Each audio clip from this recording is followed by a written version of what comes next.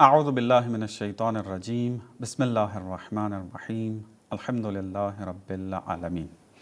ناظرین، رد الہات کی بحث ہماری جاری و ساری ہے۔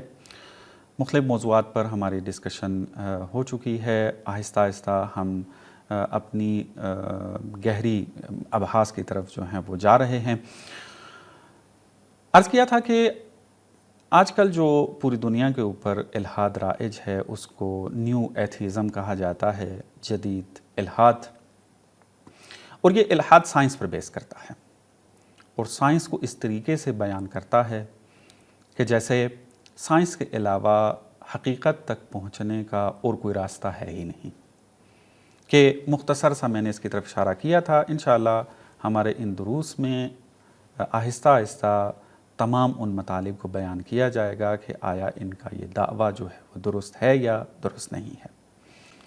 تو اب جب انہوں نے اپنے اوپر سائنس کو حاکم کر لیا، یعنی سائنٹسزم کی طرف چلے گئے اور سائنس ہی کو واحد راستہ مانا حقیقت تک پہنچنے کا، تو اب نتیجہ کیا نکلے گا؟ نتیجہ یہ نکلے گا کہ پھر یہ دوسرے تمام راستوں کی نفی کریں۔ ان میں ایک جو راستہ پایا جاتا ہے وہ ہے فلسفہ۔ فلسفہ چونکہ عقل سے سروکار رکھتا ہے، عقلی مباحث سے تعلق ہے اس کا، عقلی استدلال اور عقلی برہان ذکر کرتا ہے، اور فلسفہ ایسے مباحث کو ذکر کرتا ہے کہ جس کا سائنس سے کوئی تعلق نہیں پایا جاتا۔ اور جدید الحاد کے بانیوں سے پہلے ہر کوئی اس بات کا اقرار کرتا تھا کہ فلسفہ جن سوالوں کا جواب دیتا ہے کوئی اور علم اس کا جواب نہیں دے سکتا۔ لیکن جدید الحاد چونکہ عرض کیا انہوں نے سائنس کو مذہب بنایا ہوا ہے، اس کو ایڈیالوجی بنایا ہوا ہے، اور سائنس ہی کو فقط واحد راستہ سمجھتے ہیں حقیقت تک پہنچنے کے لیے، تو اب یہ آ کر یہ دعویٰ کرتے ہیں کہ پس سائنس کے مقابلے میں کوئی بھی علم جو ہے، کوئی بھی راستہ جو ہے جو سائنس کے دائرے میں نہ آتا ہو وہ معتبر نہیں ہے اور اس کا حقیقت سے کوئی سروکار نہیں ہے۔ ایک سٹیٹمنٹ بڑی مشہور ہے، ملاحظہ کریں، اسٹیفن ہاکنگ نے اپنی کتاب، اہم ترین کتاب دا گرینڈ ڈیزائن کے اندر اس بات کو بیان کیا ہے۔ اسٹیفن ہاکنگ جو ہے وہ یہاں یہ بیان کر رہا ہے کہ یہ جو ہمارے مختلف سوال پائے جاتے تھے کہ دنیا کیسے وجود میں آئی ہے، دنیا کا خالق کون ہے، مرنے کے بعد زندگی ہے یا نہیں، ہماری زندگی کا پرپز، ہدف کیا ہے، یہ جو سوال پائے جاتے ہیں، پہلے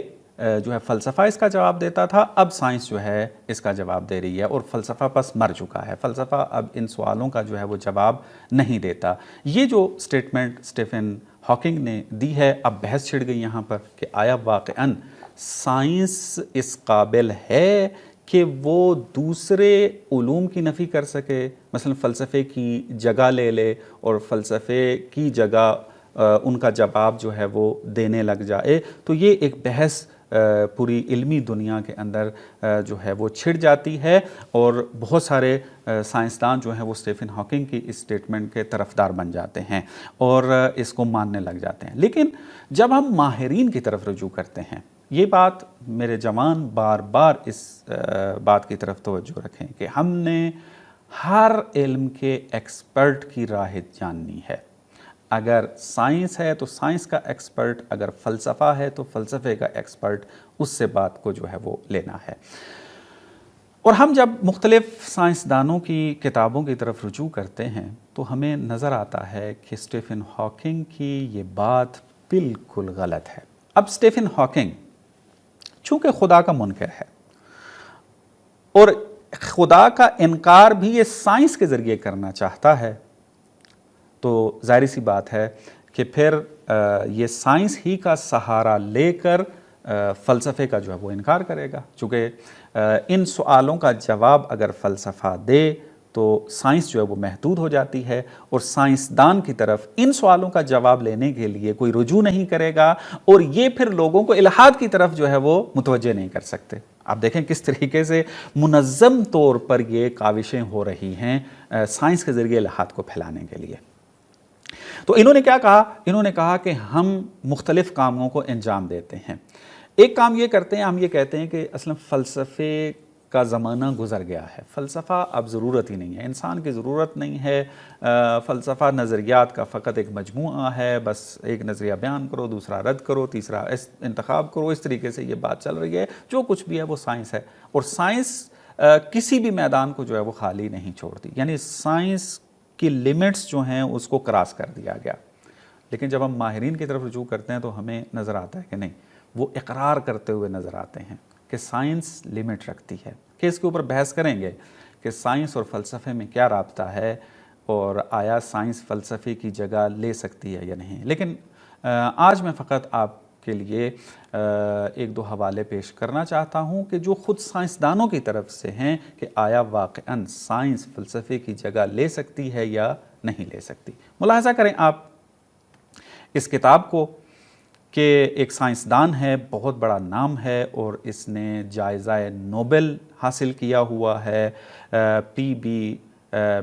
میڈاوار، کتاب ہے advice to a young scientist. اس کے اندر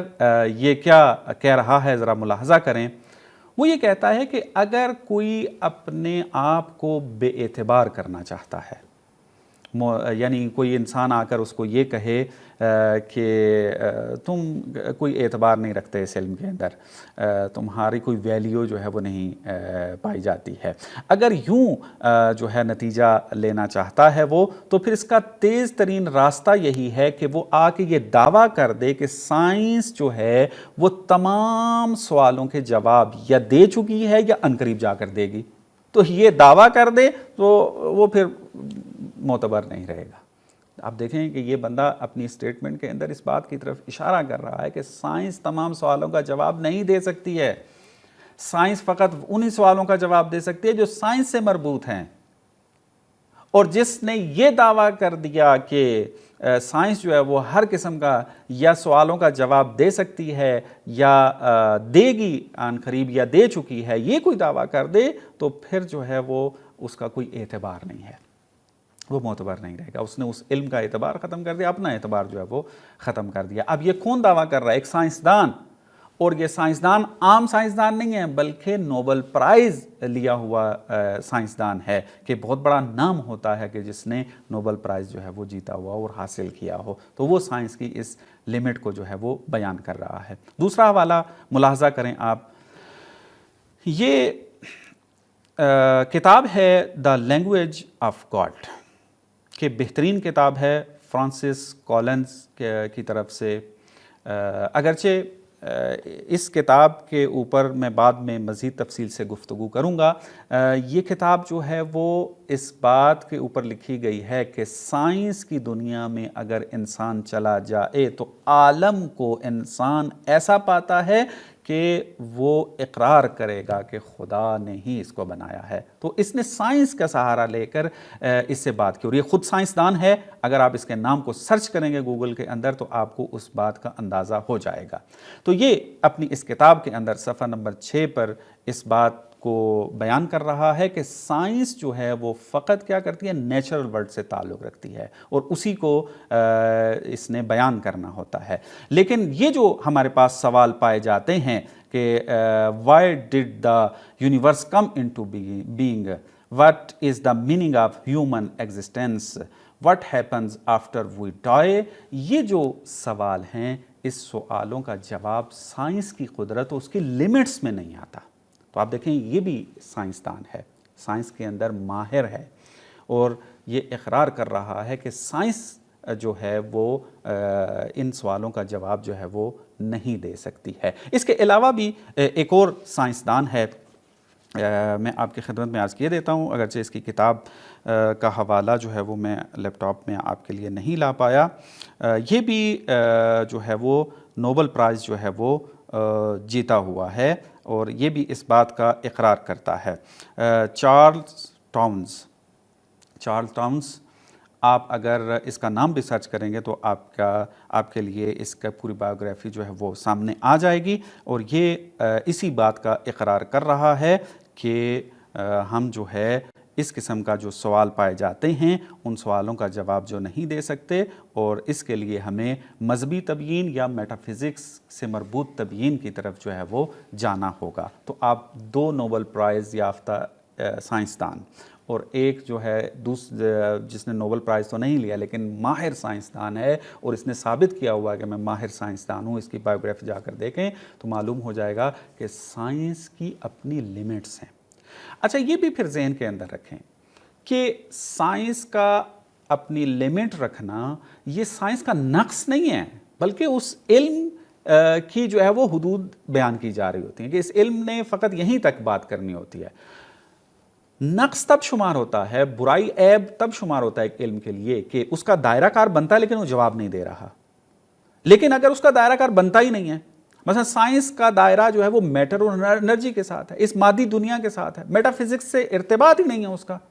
تو اب سائنس اگر وہاں کا جواب نہیں دے پا رہی تو اس میں سائنس کا نقص نہیں ہے، بلکہ ان لوگوں کے لیے برائی اور عیب ہے کہ جو سائنس کو میٹا فزکس کی طرف لے کر جا کے اور میٹا فزکس کے سوالوں کا جواب دے رہے ہوں،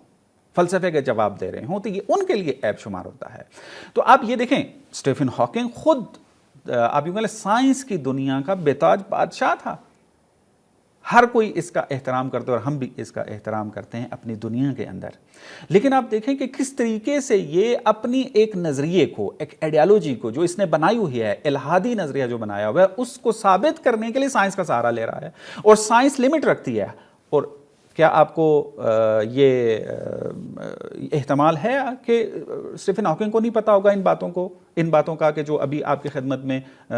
جو عرض کیا ہے کہ سائنس لمٹ رکھتی ہے اور ان سوالوں کا جواب نہیں دے سکتی؟ معلوم تھا، لیکن چونکہ وہ ملحد ہے اور چاہتا ہے سائنس کے ذریعے الہاد کو پھیلائے، تو اپنے مخاطب کو اپنے اس نام سے استفادہ کرتے ہوئے کہ اتنا بڑا نام ہے، دنیا مجھے قبول کرتی ہے، میں اگر یہ سٹیٹمنٹ دوں گا تو لوگ جو ہیں اس علم کی طرف نہیں جائیں گے، دین کو چھوڑ دیں گے، آئیڈیالوجیز کے اپنا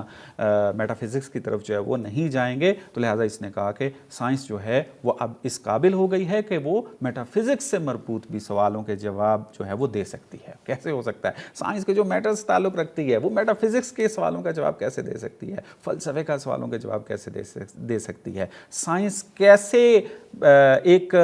آپ ایسی بات کر سکتی ہے کہ تمہیں یہ کرنا چاہیے، یہ نہیں کرنا چاہیے؟ یہ تعلق فلسفے کا ہے، اخلاق کا ہے، دین کا ہے، نہ کہ سائنس کا۔ سائنس کا کام ہے اس دنیا کے اندر موجود مختلف قوانین کو کشف کرنا، ڈسکوریز کرنا۔ اب اس کے اوپر کیا آؤٹ ٹو اور آؤٹ ناٹ آتا ہے وہ سائنس کا وظیفہ نہیں ہے، بلکہ وہ دوسرے علوم ہیں اس کے لیے بنے ہیں۔ تو لہٰذا آپ دیکھیں، دوبارہ میں اس کا تکرار کروں گا کہ ہر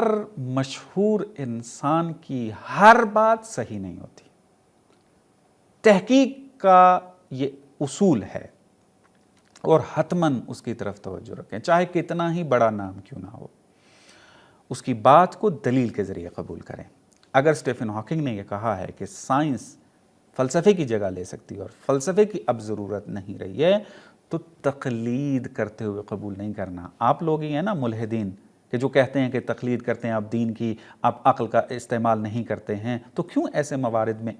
آپ اپنے بڑوں کی جو ہے وہ تقلید کرنا شروع ہو جاتے ہیں؟ اسٹیفن ہاکنگ اگر کہہ دے کہ فلسفے کی ضرورت نہیں ہے، بس آپ نے بھی اب شعار دینا ہے اور ہر طریقے سے ہر حربے سے استفادہ کرنا ہے اور ثابت کرنا ہے کہ فلسفے کی جو ہے وہ ضرورت نہیں ہے، بس دین کی ضرورت نہیں ہے، اور سائنسی کے ذریعے آپ تمام اپنی مشکلات کو جو ہے وہ حل کریں۔ آپ تقلید ہم سے زیادہ کرتے ہیں، آپ سائنس کے اندر ہم سے زیادہ اندھے ہو چکے ہیں، آپ کی پاؤں کی بیڑیاں بن چکی ہیں یہ سائنس کے نظریات، کیونکہ آپ ان نظریات کے ذریعے خدا کا انکار کر رہے ہیں۔ اگر یہ نظریات رد ہونا شروع ہو جائیں تو آپ نے جو پروپیگنڈا کیا تھا دین کے خلاف وہ ٹوٹتا ہوا نظر آئے گا، اور پھر آپ کی شخصیت جو علمی تھی وہ بے اعتبار ہوتی نظر آئے گی۔ تو لہٰذا آپ اپنی پوری جان مار رہے ہیں کہ کسی نہ کسی طریقے سے ان نظریات کا جو دفاع کرے، اور سائنس بالآخر سائنس کی زبان تو نہیں ہے، سائنس شعور تو نہیں رکھتی کہ وہ آ کے انسانوں کو بتائے آ کے یہ مجھ سے غلط استفادہ کر رہے ہیں، میرا میدان یہ نہیں ہے، وہ تو نہیں کہہ سکتی آ کے،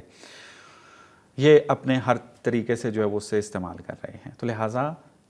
آپ نوجوانوں کا وظیفہ یہ بنتا ہے جو یونیورسٹیز کے اندر پڑھ رہے ہیں، جو سائنس کے اسٹوڈنٹ ہیں، فلسفی آف سائنس کو پڑھیں، دقت کریں، ماہرین کی رائے کو دیکھیں، ریسرچ کریں اور دیکھیں کہ یہ جو